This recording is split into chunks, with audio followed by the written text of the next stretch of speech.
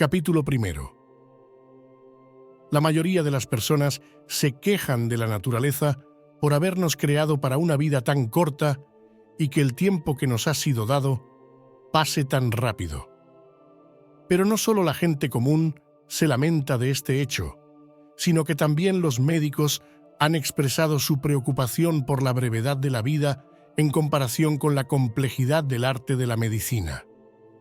Incluso Aristóteles se quejó de que la vida del hombre, creado para cosas superiores, es tan corta y limitada en comparación con la vida de algunos animales brutos que viven hasta 5 o 10 siglos. Sin embargo, el tiempo que tenemos no es corto. Somos nosotros quienes lo hacemos corto al perderlo. La vida es suficientemente larga para lograr grandes cosas si la empleamos bien. Pero aquellos que la pasan en ocio y placeres y no la ocupan en actividades dignas, cuando llega el final, se dan cuenta de que se les ha ido sin haber entendido que caminaban. La vida que se nos ha dado no es breve. Somos nosotros quienes la hacemos breve. No somos pobres en tiempo, sino pródigos.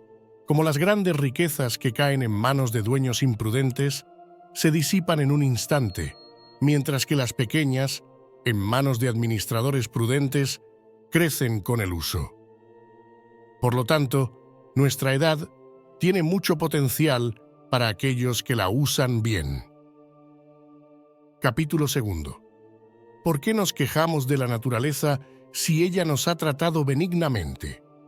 La vida es larga si sabemos aprovecharla. La insaciable avaricia detiene a algunos, mientras que otros se entregan al vino o a la ociosidad. La ambición pendiente, siempre de ajenos pareceres, fatiga a algunos, mientras que otros son atormentados por la militar inclinación. Hay quienes consumen su edad en voluntaria servidumbre, mientras que otros son detenidos por la emulación de ajena fortuna o el aborrecimiento de la propia. Algunos vacilan entre varios pareceres, mientras que otros no encuentran una ocupación que les guste y se sienten marchitos. Por todas partes, los cercan apretantes vicios sin dar lugar a que se levanten jamás, y sin permitir que pongan los ojos en el rostro de la verdad. Nunca se les da lugar a que vuelvan sobre sí, y si acaso tal vez les llega alguna no esperada quietud, aún entonces andan fluctuando. ¿Piensas que hablo solo de aquellos cuyos males son notorios? Pon los ojos en los demás, y verás que aun estos se ahogan con sus propios bienes. ¿A cuántos les molestan sus mismas riquezas? ¿A cuántos les ha costado su sangre el vano deseo de ostentar su elocuencia en todas ocasiones? ¿Cuántos con sus continuos deleites se han puesto pálidos? ¿A cuántos no ha dejado un instante de libertad el frecuente concurso de sus paniaguados? Pasa, pues, desde los más ínfimos a los más empinados, y verás que éste ahoga, el otro asiste, aquel peligra, éste defiende y otro sentencia, consumiéndose los unos en los otros. Con lo cual es ignorantísima la indignación de algunos que se quejan del sobrecejo de los superiores cuando no los hayan desocupados yendo a visitarlos. Es posible que los que, sin tener ocupación, no están jamás desocupados para sí mismos, han de tener atrevimiento para condenar por soberbia lo que quizá es falta de tiempo. El otro, seas el que se fuere, por lo menos tal vez, aunque con rostro mesurado, puso los ojos en ti, tal vez te oyó, y tal vez te admitió a su lado, y tú jamás te has dignado de mirarte ni oírte. Capítulo tercero. No es necesario que cargues a otros con tus obligaciones, pues cuando fuiste a buscarlos, no fue tanto para estar con ellos, cuanto porque no podías estar contigo.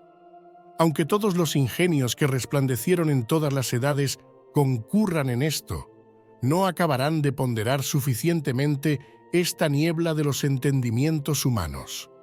Los hombres no consienten que nadie les ocupe sus heredades, y por pequeña que sea la diferencia que se ofrece en asentar los linderos, vienen a las piedras y las armas. Y tras eso, no solo consienten que otros se les entren en su vida, sino que ellos mismos introducen a los que han de ser poseedores de ella. Ninguno hay que quiera repartir sus dineros, habiendo muchos que distribuyen su vida. Muéstranse miserables en guardar su patrimonio, y cuando se llega a la pérdida de tiempo, son pródigos de aquello en que fuera justificada la avaricia. Deseo llamar a alguno de los ancianos, y pues tú lo eres, habiendo llegado a lo último de la edad humana, teniendo cerca de 100 años o más, ven acá, llama a cuentas a tu edad. Dime, ¿cuánta parte de ella te consumió el acreedor? ¿Cuánta el amigo? ¿Cuánta la república? ¿Y cuánta tus allegados? ¿Cuánta los disgustos con tu mujer? ¿Cuánta el castigo de los esclavos? ¿Cuánta el apresurado paseo por la ciudad? Junta a esto las enfermedades tomadas con tus manos, añade el tiempo que se pasó en ociosidad, y hallarás que tienes muchos menos de los que cuentas. Trae a la memoria si tuviste algún día firme determinación y si le pasaste en aquello para que le habías destinado. ¿Qué uso tuviste de ti mismo cuando estuvo en un ser el rostro, cuando el ánimo sin temores? ¿Qué cosa hayas hecho para ti en tan larga edad? ¿Cuántos hayan sido los que te han robado la vida sin entender tú lo que perdías? ¿Cuánto tiempo te han quitado el vano dolor, la ignorante alegría, la hambrienta codicia y la entretenida conversación? Viendo lo poco que a ti te has dejado de ti, juzgarás que mueres malogrado. Capítulo 4. ¿Por qué pasa esto? Porque vivís como si fuerais a vivir siempre, sin daros cuenta de lo frágiles que sois. No os dais cuenta del tiempo que habéis perdido, y lo usáis como si tuvierais mucho y sobrara, sin pensar que el día que habéis elegido para hacer algo puede ser el último de vuestra vida. Tenéis miedo de todo como si fuerais a morir, y queréis todo como si fuerais a vivir siempre.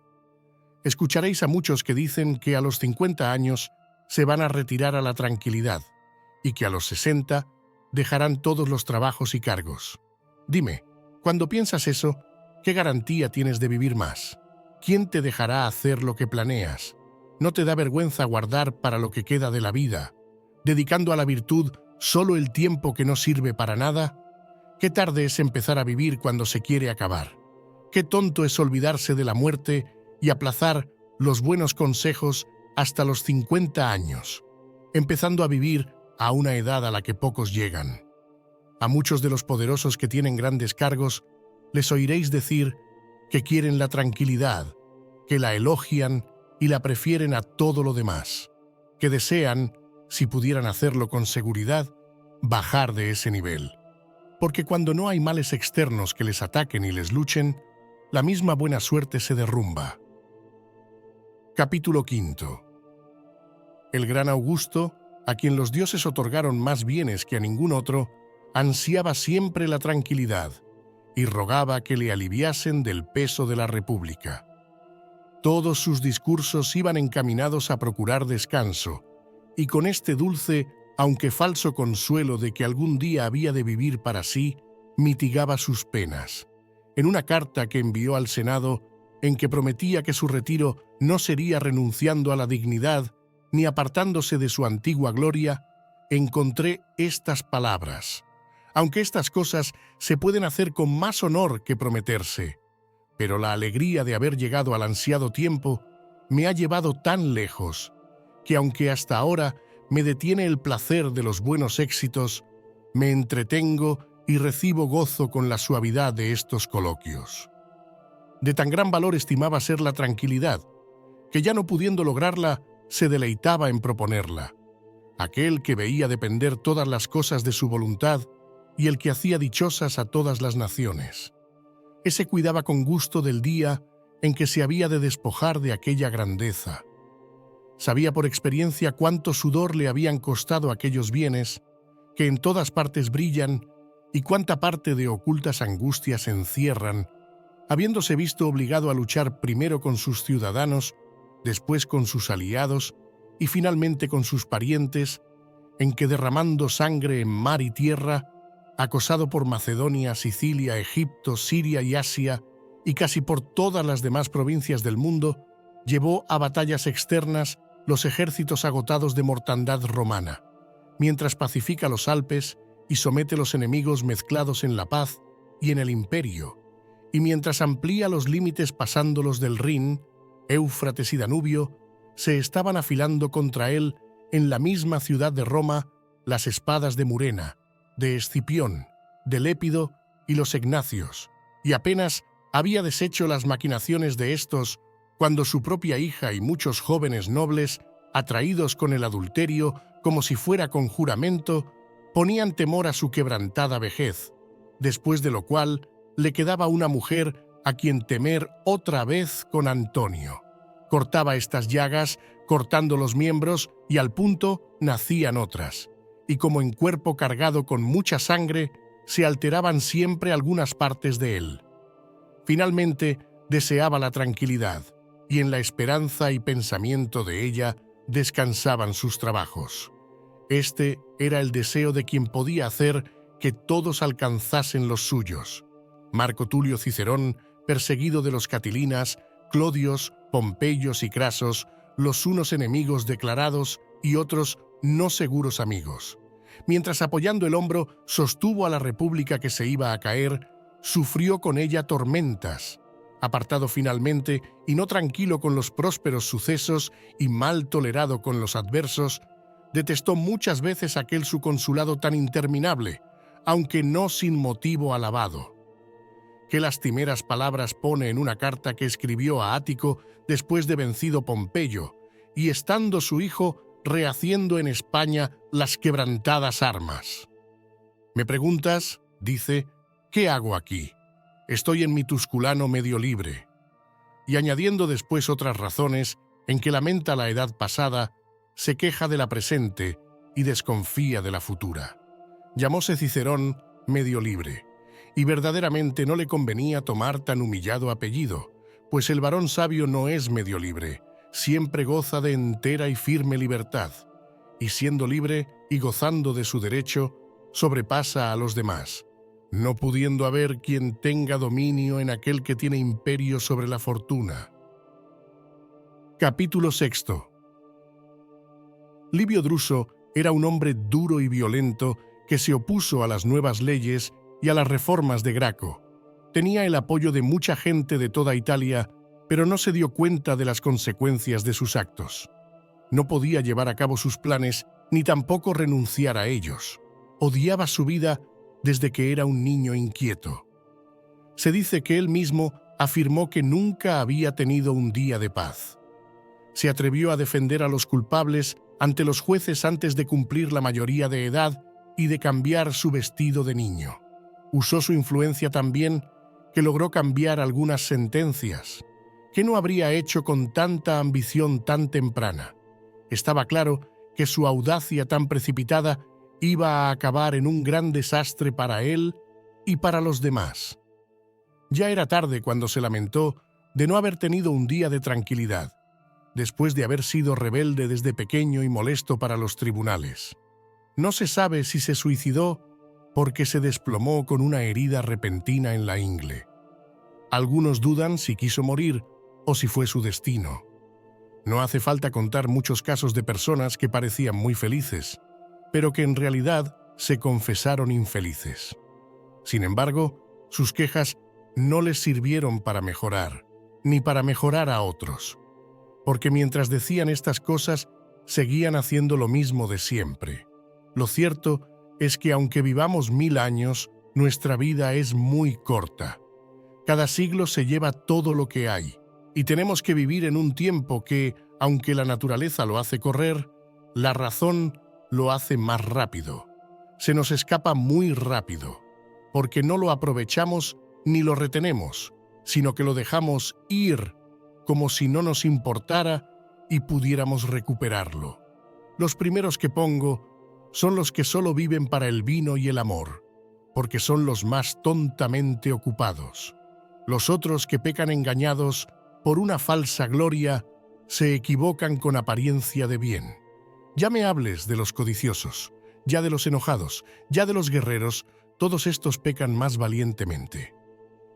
Pero la culpa de los que se dedican al placer y al disfrute es vergonzosa. Mira los días de estos, fíjate en el tiempo que pierden en contar, en espiar, en temer, en adular, y cuánto tiempo les quitan sus negocios y los de otros, cuánto las fiestas, que ya se han convertido en su trabajo, y verás que ni sus males ni sus bienes les dejan respirar. Al final, se acepta que ninguna acción de los ocupados en estas cosas puede ser buena, ni la elocuencia ni las artes liberales. Porque el ánimo angustiado no puede hacer cosas grandes, sino que las rechaza como insignificantes. Y el hombre ocupado en nada tiene menos control que sobre su vida, porque es muy difícil saber vivir. Capítulo 7. Hay muchas artes que se pueden aprender de muchos maestros, y algunas que hasta los niños saben y pueden enseñar. Pero el arte de vivir hay que estudiarlo toda la vida, y lo más importante es que hay que usarla para aprender a morir.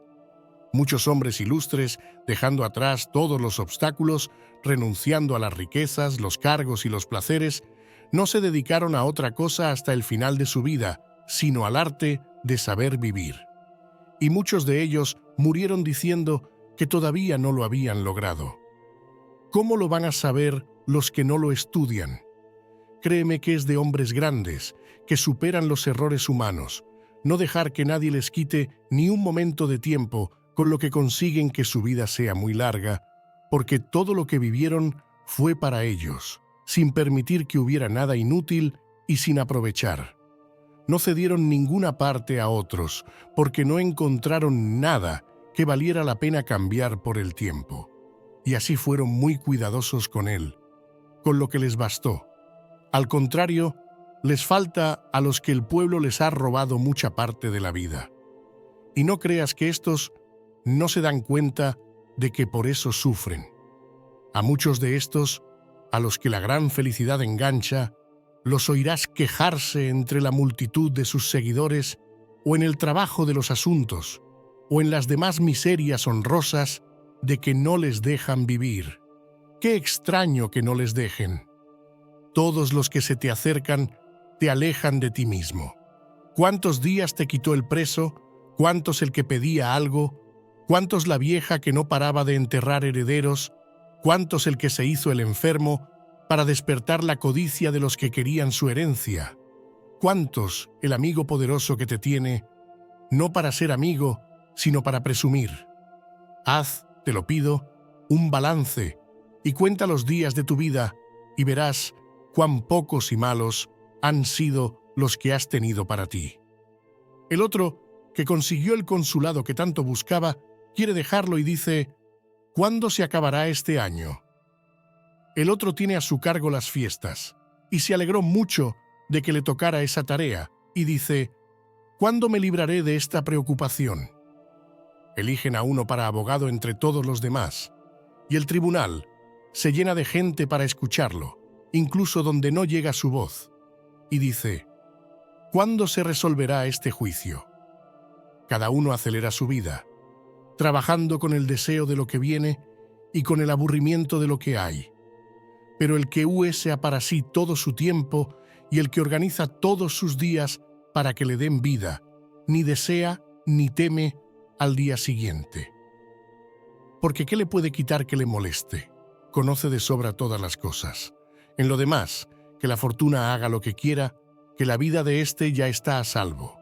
Se le puede añadir algo, pero no quitar. Le pasa lo que al estómago, que estando lleno, pero no pesado, acepta algún bocado sin haberlo deseado. Capítulo 8. No creas que alguien ha vivido mucho tiempo solo por verlo con canas y arrugas. Puede que haya estado mucho tiempo en el mundo, pero no ha vivido mucho. Dirías que navegó mucho el que salió del puerto y lo arrastró una tormenta cruel de un lado a otro, y forzado por la furia de vientos contrarios, ¿estuvo dando vueltas en el mismo lugar? Este, aunque sufrió mucho, no navegó mucho. Me sorprende cuando veo a algunos que piden tiempo y a los que se lo tienen que dar, que se lo dan fácilmente.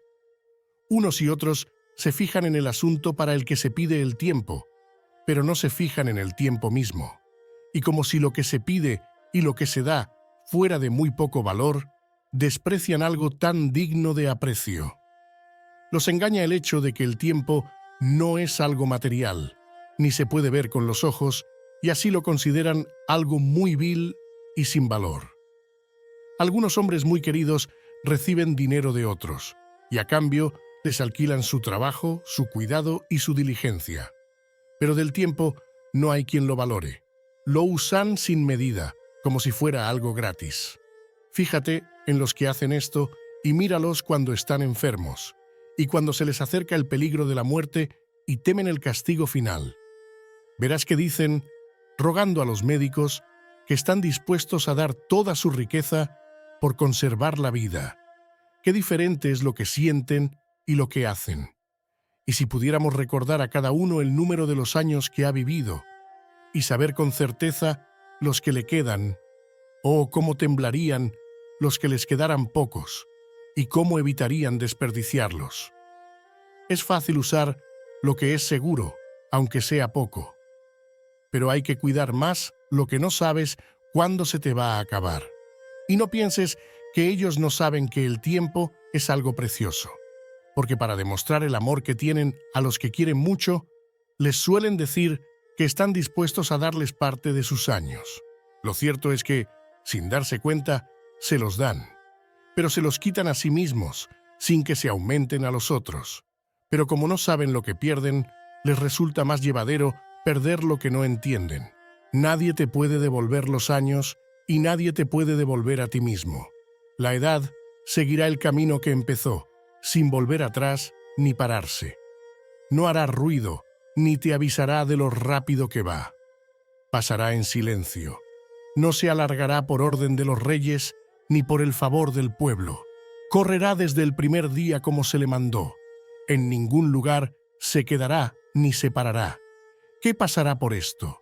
Que mientras tú estás ocupado, se escapa rápido la vida, llegando la muerte, de la que, quieras o no, tienes que desocuparte. Capítulo 9. ¿Acaso alguno, hablo de los que se creen prudentes, viviendo con más preocupación, podrá vivir con más tranquilidad?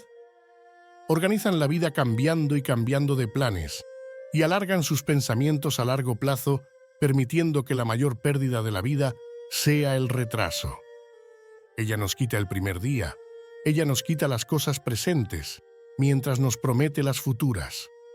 La esperanza es un gran obstáculo para la vida, porque depende de lo que pasará mañana.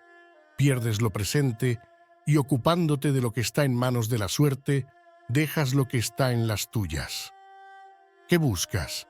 ¿Hasta dónde llegas? Todo lo que está por venir es incierto. Vive ya, y fíjate en lo que dijo el mejor de los poetas, como inspirado por algún dios, en ese verso tan sabio. El mejor día de la primera edad es el primero que se escapa a los mortales. ¿Por qué te paras? Dice. ¿Por qué tardas? El tiempo se escapa si no lo usas, y aunque lo uses, se escapa. Por eso hay que contrarrestar su rapidez con la rapidez de aprovecharlo, cogiendo con prisa el agua como de un río rápido que se seca al pasar la corriente. También es muy apropiado para criticar los pensamientos largos, que no llamó buena a la edad, sino al día. Capítulo 10. ¿Cómo quieres, con tanta seguridad y pereza, alargar los meses y los años a tu gusto, cuando el tiempo huye tan rápido? Fíjate en lo que dijo el poeta sobre el día, y el día que se escapa. No hay que dudar de que el primer buen día se les va a los hombres miserables y ocupados, cuyos ánimos infantiles aplasta la vejez, a la que llegan sin darse cuenta y sin estar preparados.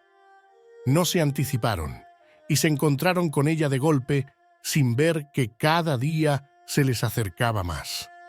Les pasó lo que a los viajeros que, distraídos en alguna charla o alguna lectura o algún pensamiento, se dan cuenta de que han llegado al destino antes de saber que estaban cerca.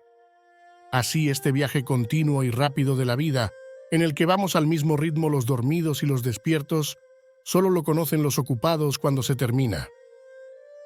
Capítulo 11. Si tuviera que demostrar con ejemplos y razones lo que he dicho, me saldrían muchos para mostrar que la vida de los ocupados es muy corta. Solía decir Fabiano, no de estos filósofos de escuela, sino de los verdaderos y antiguos, que contra las pasiones había que luchar con fuerza y no con astucia, alejando el grupo de los sentimientos no con golpes pequeños, sino con choques fuertes, porque para vencerlos no bastan ligeras batallas, sino heridas profundas. Pero para avergonzarlos de sus culpas no basta con compadecernos de ellos, hay que enseñarles. La vida se divide en 3 tiempos: presente, pasado y futuro. De estos, el presente es muy breve, el futuro incierto, el pasado seguro. Porque que no puede volver atrás con ningún poder, y en el que ya perdió su derecho la suerte, es el que no disfrutan los ocupados, por no tener tiempo para mirar al pasado. Y si alguna vez lo tienen, es amarga la memoria de las cosas pasadas, porque contra su voluntad recuerdan los tiempos mal gastados, sin atreverse a pensar en ellos. Porque los vicios, que con algún placer de ahora se iban metiendo con engaño, se revelan con la memoria de los pasados. Solo el que guió sus acciones con el nivel de la buena conciencia, que nunca se deja engañar culpablemente, reflexiona con gusto en la vida pasada. Pero el que, con ambición, quiso muchas cosas, el que las despreció con orgullo y las consiguió con violencia, el que engañó con trampas, robó con codicia y despreció con derroche, tiene que temer a su propia memoria. Esta parte del tiempo pasado es algo sagrado y delicado, libre ya de todos los sucesos humanos y fuera del poder de la suerte, sin que le afecten la pobreza o el miedo ni el conjunto de varias enfermedades. Esta no se puede alterar ni quitar, porque es su posesión eterna y libre de miedos. El tiempo presente es solo de días únicos, y su presencia consiste en momentos. Pero los días del tiempo pasado, siempre que se lo pidas, aparecerán ante ti, dejando que los detengas para examinarlos a tu gusto. Pero para este examen falta tiempo a los ocupados, porque pensar en toda la vida pasada solo se da a los entendimientos tranquilos y calmados. Los ánimos de los distraídos están como bajo un yugo. No pueden mirarse ni volver la cabeza. Se ahogó, pues, su vida, y aunque le añadas lo que quieras, no fue más útil que la nada, si no guardaron y reservaron alguna parte. De poco sirve darles mucho tiempo, si no hay en qué se asiente y se guarde. Se les pierde por los ánimos rotos y agujereados. El tiempo presente es muy breve, de tal manera que algunos dicen que no existe, porque siempre está en rápida carrera. Corre y se precipita, y deja de ser antes de haber llegado, sin poder detenerse más que el cielo y las estrellas, cuyo movimiento es sin parar y sin quedarse en ningún lugar. No disfrutan, pues, los ocupados más que del tiempo presente, el cual es tan breve que no se puede entender, y aun se les escapa estando ellos distraídos en varias cosas. Capítulo 12. ¿Quieres saber al fin lo poco que viven? Pues mira lo mucho que quieren vivir. Los viejos decrépitos, con muchos ruegos, piden el aumento de unos pocos años. Se hacen pasar por más jóvenes y se halagan con la mentira. Se engañan con tanto gusto como si engañaran también al destino.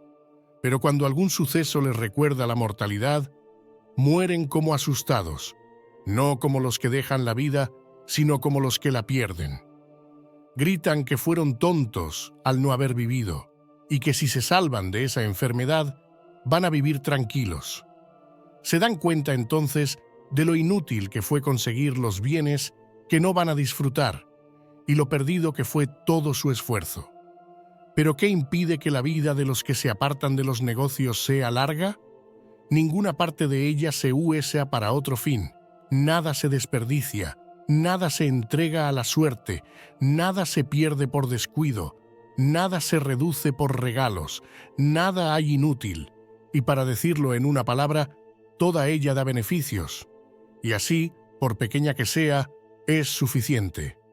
De esto se sigue que cuando al hombre sabio le llegue el último día, no se detendrá en ir a la muerte con paso decidido. Me preguntarás, quizá, ¿a qué personas llamo ocupadas? No creas que hablo solo de aquellos que para que dejen los tribunales hay que echarles los perros, y que se sienten orgullosos de los empujones que les dan los que los siguen y ofendidos de los que reciben de los que no los acompañan, ni de aquellos a quienes sus cargos los sacan de sus casas para chocar con las puertas ajenas, ni de aquellos a quienes enriquece el cargo de juez con ganancias vergonzosas que a veces les causan problemas. El ocio de algunos está ocupado en su pueblo o en su cama, pero en medio de la soledad, aunque se alejaron de los demás, ellos mismos se molestan.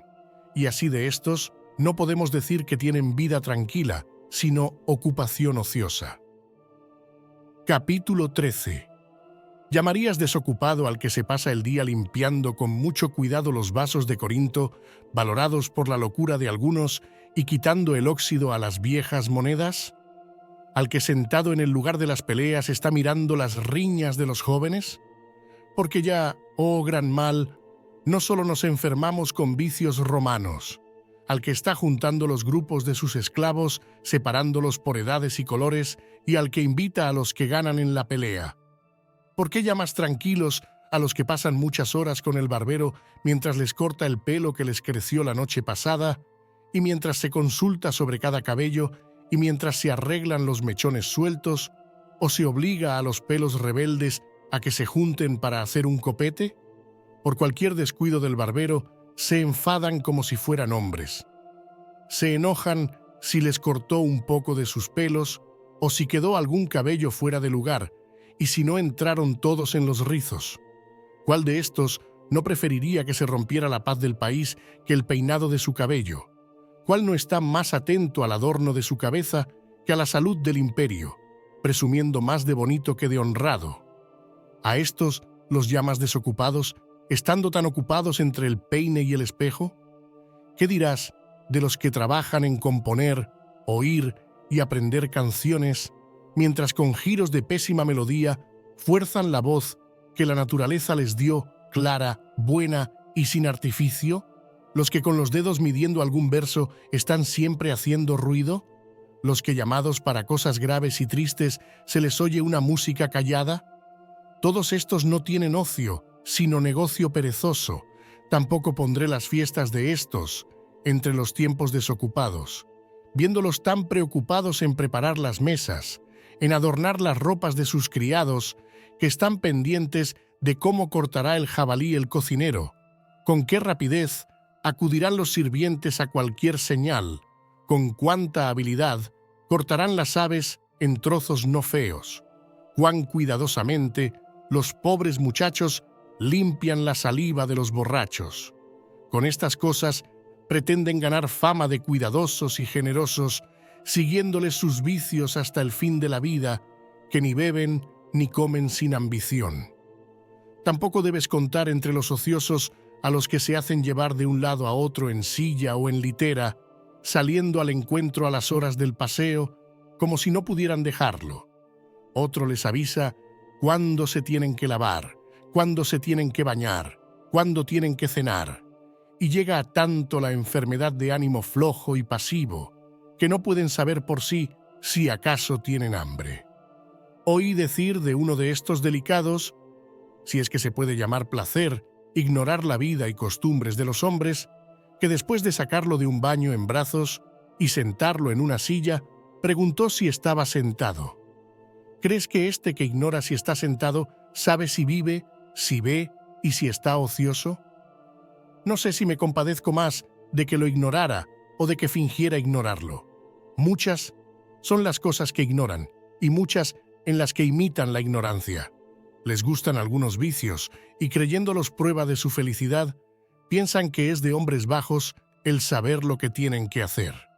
Dirás que los poetas han inventado muchas cosas para burlarse de los excesos, pues créeme que es mucho más lo que se les escapa que lo que inventan, habiendo en este nuestro infeliz siglo, solo ingenioso para esto, llegado tan lejos la abundancia de increíbles vicios, que podemos llegar a condenar la negligencia de las sátiras, habiendo alguno tan muerto en sus placeres que deja a juicio ajeno el saber si está sentado o no.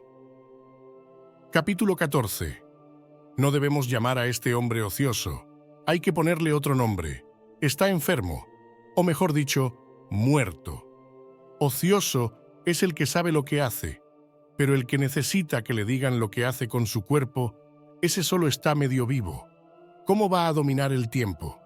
Sería largo contar todos aquellos a quienes los dados, el ajedrez, la pelota o el cuidado de broncearse al sol les consumen la vida. No son ociosos los que se afanan por sus placeres, y nadie duda de que los que se dedican a estudiar letras inútiles, de las que ya hay muchos entre los romanos, se cansan mucho, pero no hacen nada. Fue una enfermedad de los griegos investigar cuántos remeros tuvo Ulises. Si se escribió primero la Ilíada o la Odisea, si son ambos libros de un mismo autor, y otras tonterías de ese tipo que calladas no sirven para nada, y dichas no dan fama de más sabio, sino de más pesado. Fíjate cómo se ha ido extendiendo entre los romanos la curiosidad inútil de aprender lo que no hace falta. Estos días oí a un hombre sabio que contaba que Druilo fue el primero que ganó en una batalla naval, que Curio Dentado fue el primero que metió elefantes en el triunfo. Aunque el saber de estas cosas no mira a la verdadera gloria, tocan sus ejemplos en asuntos de guerra. No siendo útil su conocimiento, nos deleita con una vana vanidad. Perdonemos también a los que preguntan quién fue el primero que convenció a los romanos de navegar. Este fue Claudio Candex, llamado así porque los antiguos llamaban Candex a la unión de muchas tablas, y las tablas se llaman códices, y los barcos, que según la antigua costumbre llevan los alimentos, se llaman caudicatas. Permítase también saber que Valerio Corvino fue el primero que conquistó a Mesina, y el primero que de la familia de los Valerios se llamó Mesana, tomando el nombre de la ciudad vencida, y que cambiando el pueblo poco a poco las letras, se vino a llamar Mesala. Permitirás, quizá, el averiguar si fue Lucio Sila el primero que soltó leones en el circo, habiendo sido costumbre hasta entonces darlos atados, y que el rey Boco envió arqueros que los mataran. Permítase también esto, pero ¿qué beneficio tiene el saber que Pompeyo fue el primero que metió en el Coliseo 18 elefantes que pelearan como en una batalla con los hombres delincuentes? El príncipe de la ciudad y el mejor de los príncipes, según dice la fama, siendo de perfecta bondad, tuvo por fiestas dignas de recuerdo matar de una forma nueva a los hombres. ¿Peleaban? Poco es. ¿Se despedazaban? Poco es. Quedaban aplastados por el gran peso de esos animales. Mucho mejor sería que se olvidaran esas cosas para que no hubiera después algún hombre poderoso que aprendiera y envidiara tan cruel vanidad. Capítulo 15. Qué gran ceguera pone la gran felicidad a los humanos.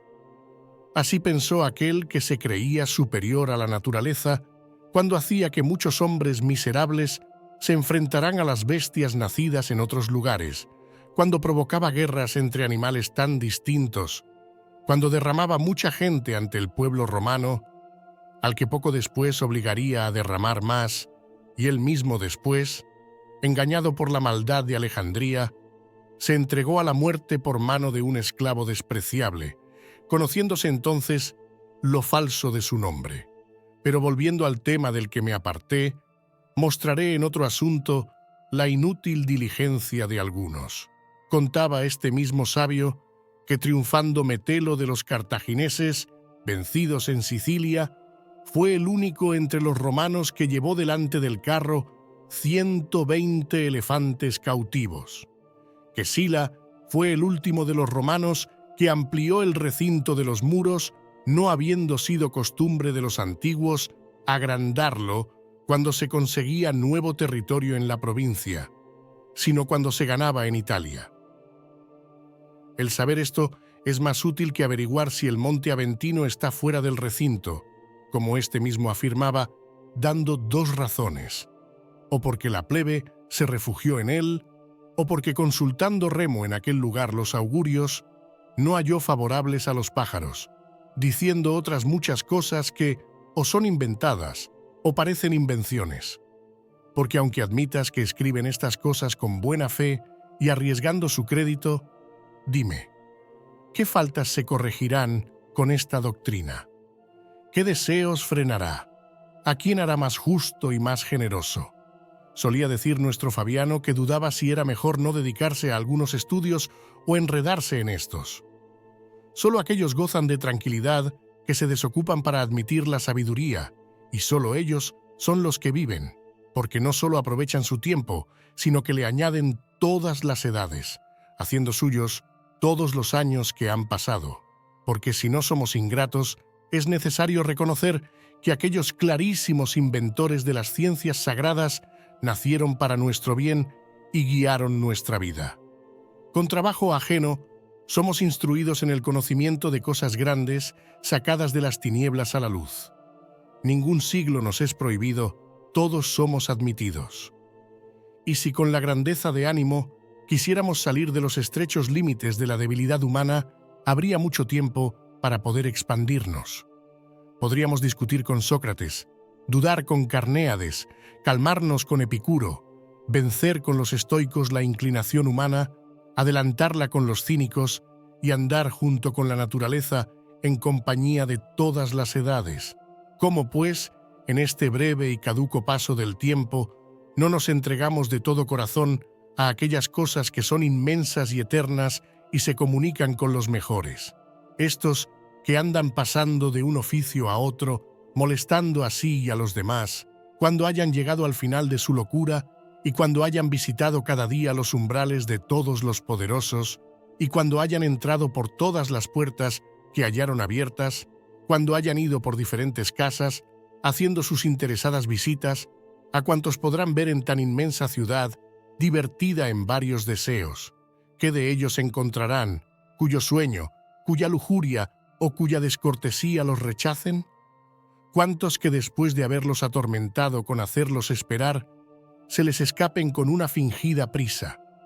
¿Cuántos que, por no salir por los zaguanes, llenos de sus aduladores, huirán por las secretas puertas falsas, como si no fuera mayor crueldad engañar que despedir? ¿Cuántos somnolientos y pesados por la embriaguez, contraída la noche antes, con un arrogante bostezo, abriendo apenas los labios, pagarán a los miserables que perdieron su sueño por guardar el ajeno, las salutaciones infinitas veces repetidas? Solo aquellos, podemos decir, están detenidos en verdaderas ocupaciones que se precian de tener continuamente por amigos a Zenón, a Pitágoras, a Demócrito, a Aristóteles y Teofrasto, y los demás hombres eminentes en las buenas ciencias. Ninguno de estos estará ocupado, ninguno dejará de enviar más dichoso y más amante de sí al que venga a comunicarse con ellos. Ninguno de ellos consentirá que los que se comuniquen salgan con las manos vacías. Estos a todas horas de día y de noche se dejan comunicar por todos. Ninguno de ellos te obligará a la muerte y todos ellos te enseñarán a morir. Ninguno pisoteará tus años, antes te compartirán los suyos. Ninguna conversación suya te será peligrosa. No será culpable su amistad ni costosa su veneración. Capítulo 16. De su comunicación sacarás el fruto que quieras, sin que ellos se queden sin nada, por más que compartan. Qué felicidad y qué honrosa vejez espera al que se puso bajo la protección de la sabiduría. Tendrá con quien hablar de las cosas grandes y pequeñas, a quien consultar cada día en sus asuntos, y de quien oír verdades sin ofensas y alabanzas sin adulación, y un modelo cuya semejanza imite. Solemos decir que no estuvo en nuestro poder elegir padres, habiéndonoslos dado la fortuna. Pero habiendo tantas familias de nobilísimos ingenios, nos es posible nacer a nuestro gusto. Escoge a cuál de ellas quieres unirte, que no solo serás adoptado en el nombre, sino para disfrutar de aquellos bienes que no se guardan con maldad y mezquindad, sino que se aumentan más cuando se reparten más. Estas cosas te abrirán el camino para la eternidad, colocándote en aquella altura de la que nadie será derribado. Solo este medio hay para alargar la mortalidad, o mejor dicho, para convertirla en inmortalidad. Los honores y las memorias y todo lo demás, que o por sus decretos dispuso la ambición o levantó con construcciones, con mucha brevedad se deshace. No hay cosa que no destruya la vejez larga, consumiendo con más prisa lo que ella misma consagró. Solo a la sabiduría es a quien no se puede hacer daño.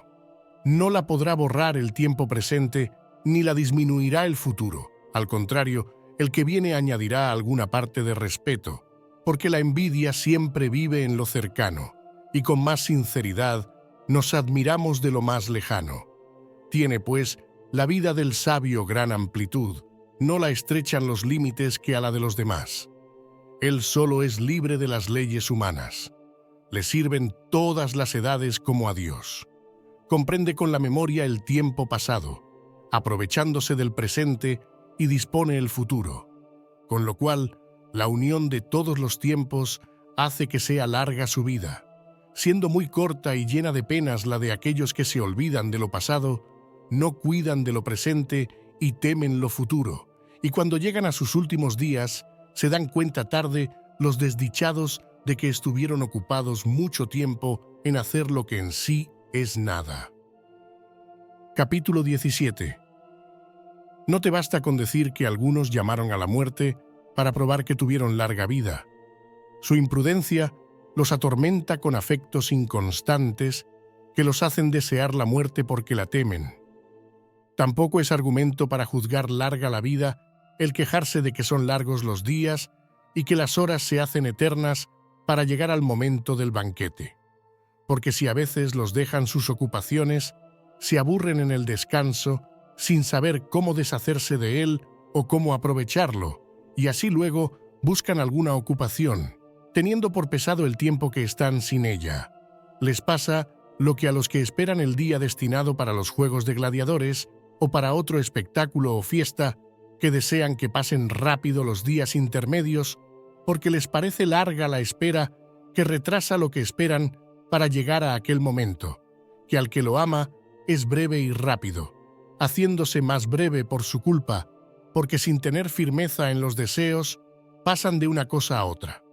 A estos no son largos, sino molestos los días, y al contrario, tienen por cortas las noches los que las pasan entre los abrazos lujuriosos de sus amigos o en la borrachera, de la que nació la locura de los poetas, que animaron con fábulas las faltas de los hombres, fingiendo que Júpiter, viciado en el adulterio de Alcmena, había alargado las horas de la noche. El hacer autores de los vicios a los dioses, ¿qué otra cosa es sino animarlos y dar a la culpa una excusa con el ejemplo de la divinidad? A estos, que pagan tan caras las noches, ¿podrán dejar de parecerles cortísimas?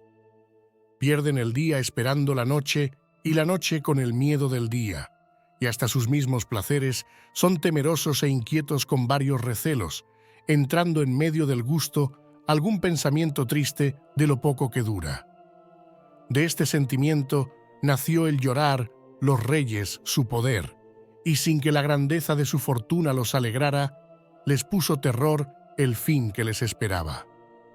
Extendiendo el insolentísimo rey de los persas sus ejércitos por grandes extensiones de tierras, sin poder contar su número ni medida, derramó lágrimas pensando que dentro de 100 años no habría vivo ninguno de tan floreciente juventud, siendo él mismo el que los lloraba, el que les iba a acelerar la muerte, y teniendo que acabar en poco tiempo, con unos en tierra y con otros en mar, con unos en batallas y con otros en huidas, ponía el miedo en el 100º año. Capítulo 18. Sus gustos están cargados de miedos porque no se basan en fundamentos sólidos, y así, con la misma vanidad que les dio origen, se desvanecen. ¿Qué pensarás de aquellos tiempos, que ellos mismos confiesan miserables? Pues incluso los que se elevan superando el ser de hombres, son poco tranquilos? Los mayores bienes son angustiosos, y nunca se debe confiar en la fortuna cuando se muestra favorable. Para mantenernos en una buena dicha, necesitamos de otra y de hacer votos para que duren los buenos sucesos. Porque todo lo que viene de mano de la fortuna es inestable, y lo que subió más alto está en mayor riesgo de caer, sin que dé placer lo que amenaza ruina.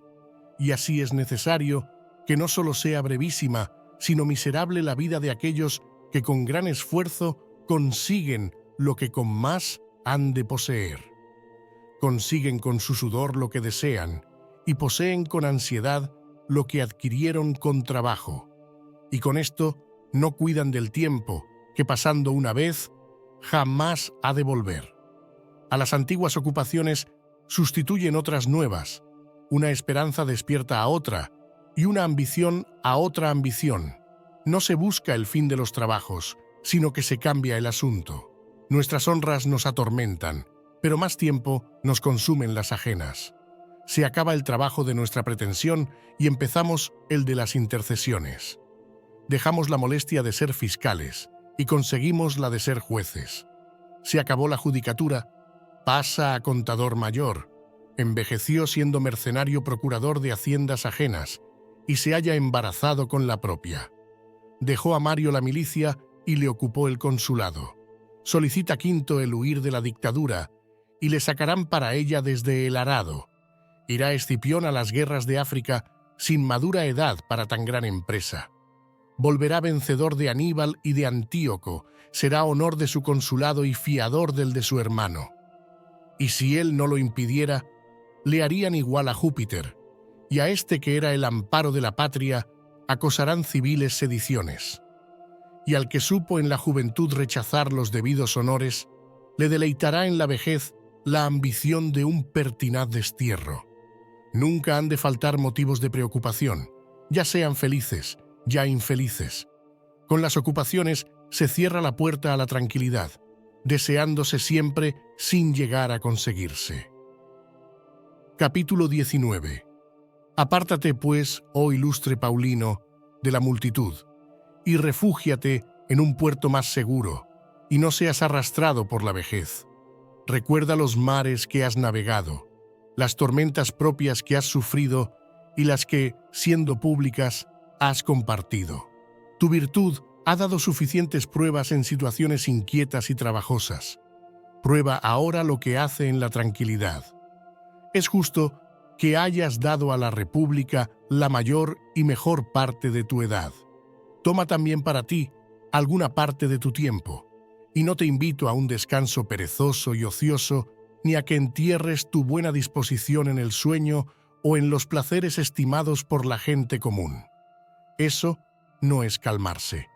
Encontrarás retirado y seguro ocupaciones más importantes de las que hasta ahora has tenido. Administrando tú las rentas del imperio con moderación de ser ajenas, con la misma diligencia que si fueran propias y con la rectitud de ser públicas, consigues el aprecio de un oficio en el que no es poca hazaña evitar el odio. Pero créeme que es más seguro el estar al tanto de la cuenta de tu vida que de las del almacén del trigo público. Recoge en ti ese vigor de ánimo capaz de grandes cosas y aléjalo de ese ministerio que, aunque es magnífico, no es apto para una vida perfecta. Y convéncete de que tantos estudios que has tenido desde tu primera edad en las ciencias no fueron para que se entregaran a tu cuidado tantos miles de fanegas de trigo. De cosas mayores y más altas habías dado esperanzas. No faltarán para esa ocupación hombres de escogida capacidad y de cuidadosa diligencia. Para llevar cargas, más aptos son los lentos burros que los nobles caballos, cuya generosa ligereza, ¿quién hay que la oprima con paso pesado? Piensa también en cuánto fastidio sea el exponerte a tan gran cuidado. Tu ocupación es como los estómagos humanos, que ni admiten razón ni se mitigan con equidad, porque el pueblo hambriento no se calma con ruegos. Pocos días después de que murió Cayo César, si es que en los difuntos hay algún sentido, llevando mal el haber muerto, quedando el pueblo romano en pie y con alimentos para 7 u 8 días, mientras jugando con las fuerzas del imperio unía puentes a las naves, llegó a los cercados el último de los males, que es la falta de los alimentos, y el querer imitar a un furioso rey extranjero con desgraciada soberbia le costó la pérdida y el hambre, y lo que a ella se sigue, que es la ruina de todas las cosas. ¿Qué pensamiento tendrían entonces aquellos a quienes estaba encomendada la provisión del trigo público, esperando recibir hierro, piedras, fuego y espadas? Encerraban con mucha disimulación, y no sin razón, en sus pechos tantos males ocultos, porque hay muchas enfermedades que se han de curar ignorándolas los enfermos, habiendo habido muchos a quienes el conocer su enfermedad fue causa de su muerte. Capítulo 20. Apártate de las cosas agitadas, inseguras y pequeñas, y dedícate a las cosas tranquilas, seguras y grandes. ¿Piensas que es lo mismo ocuparte de que el trigo se guarde en los graneros, sin que el fraude o la negligencia de los que lo transportan lo estropeen, cuidando de que no se dañe o se caliente por la humedad, para que tenga el peso y la medida correctos, o acercarte a las cosas sagradas y sublimes con las que podrás alcanzar la naturaleza de los dioses? ¿Y qué placer, qué estado, qué fortuna, qué destino espera tu alma? ¿Y en qué lugar nos pondrá la naturaleza cuando nos separemos de los cuerpos? ¿Qué cosa es la que sostiene todas las cosas pesadas del mundo, elevando el fuego a lo alto, moviendo en su curso las estrellas con otras 1000 maravillas? ¿Quieres tú, dejando lo terrenal, mirar con el entendimiento estas cosas superiores? Ahora, pues, mientras la sangre está caliente, los fuertes deben caminar hacia lo mejor. En este tipo de vida te espera mucha parte de las buenas ciencias, el amor y el ejercicio de la virtud, el olvido de los placeres, el arte de vivir y morir, y finalmente un supremo descanso. El estado de todos los ocupados es miserable, pero el de aquellos que todavía no son dueños de las ocupaciones en las que trabajan es más miserable todavía. Duermen por sueño ajeno, andan con pasos ajenos, comen con hambre ajena. Hasta el amar y el odiar, que son acciones tan libres, lo hacen por mandato. Si estos quisieran averiguar cuán breve es su vida, que piensen qué parte ha sido suya. Cuando veas, pues, a los que van pasando de un cargo a otro, ganando fama en los tribunales, no les envidies. Todo eso se consigue a costa de la vida, y para que solo se cuente el año de su consulado, destruirán todos sus años. A muchos los abandonó la edad mientras trepaban a la cima de la ambición, luchando con los obstáculos. A otros, después de haber llegado por 1000 indignidades a las dignidades más altas, les llega un triste desengaño de que todo lo que han trabajado ha sido para la inscripción de la tumba. A otros los abandonó la cansada vejez, mientras se preparaban como jóvenes para nuevos planes entre graves y perversos propósitos. Capítulo 21. Es torpe aquel a quien, siendo ya mayor, le sorprende la muerte ocupado en asuntos de litigantes desconocidos, buscando las alabanzas del vulgo ignorante. Y es torpe aquel que, más cansado de vivir que de trabajar, murió entre sus ocupaciones. Es torpe el enfermo de quien, al verlo ocupado en sus cuentas, se burla el heredero ambicioso. No puedo dejar de poner un ejemplo que me viene a la mente. Hubo un anciano, llamado Turanio, de puntual diligencia, y cuando Cayo César lo jubiló en el cargo de procurador, sin que él lo pidiera, por tener más de 90 años, se mandó a la cama y que su familia lo llorara como a muerto. Lloraba, pues, toda la casa el descanso de su viejo dueño, y no cesó la tristeza hasta que se le devolvió aquel su trabajo. Tanto se valora el morir en ocupación. Hay muchos de esta opinión, que les dura más el deseo que la capacidad. Para trabajar, luchan con la debilidad de su cuerpo, sin culpar a la vejez por ser pesada ni por otro motivo que los aparte del trabajo. La ley no obliga al soldado al pasar de 50 años, ni llama al senador al llegar a 60. Más difícilmente consiguen los hombres el descanso por sí mismos que por la ley. Y mientras que son llevados o llevan a otros, y unos a otros se roban la tranquilidad, haciéndose unos a otros alternativamente miserables, pasan una vida sin fruto, sin gusto y sin ningún provecho del ánimo. Nadie mira a la muerte.